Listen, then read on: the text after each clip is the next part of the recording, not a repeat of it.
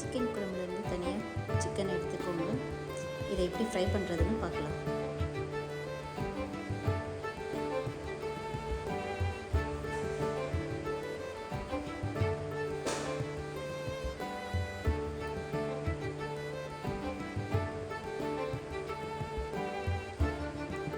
கடாயில் கொஞ்சமாக எண்ணெய் ஊற்றிக்கோங்க.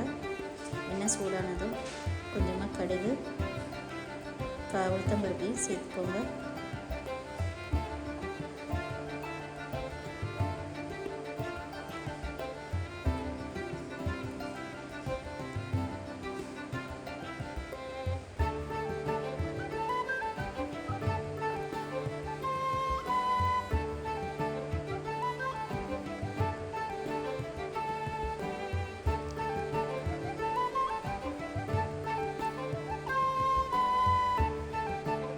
கடுகு உளுத்தம்பருப்பு பொரிஞ்சதுமே ஒரு பெரிய வெங்காயம் பொடியாக நறுக்கிக்கோங்க. அது கூடவே கருவேப்பிலையும் கொஞ்சம் சேர்த்துக்கோங்க. இதை நல்லா கலந்து விட்டுக்கோங்க. நம்ம செஞ்சு வச்சுருக்க சிக்கன் குழம்பையும் இதில் ஒரு கரண்டி சேர்த்துக்கலாங்க. இன்னும் கொஞ்சம் டேஸ்ட்டாக இருக்கும்.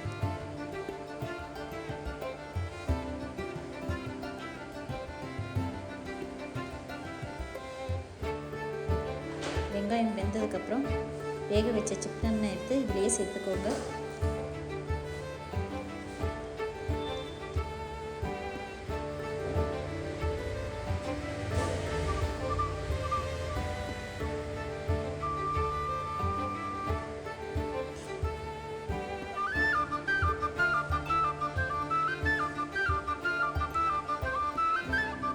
கொஞ்சம் ட்ரை ஆனதுமே இது தேவையான அளவு உப்பு,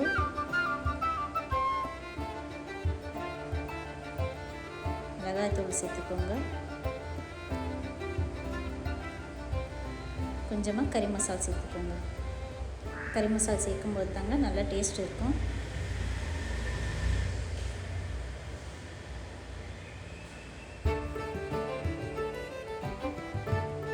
இது நல்லா ட்ரையாக வர வரைக்கும் நல்லா கலந்து விட்டுக்கோங்க.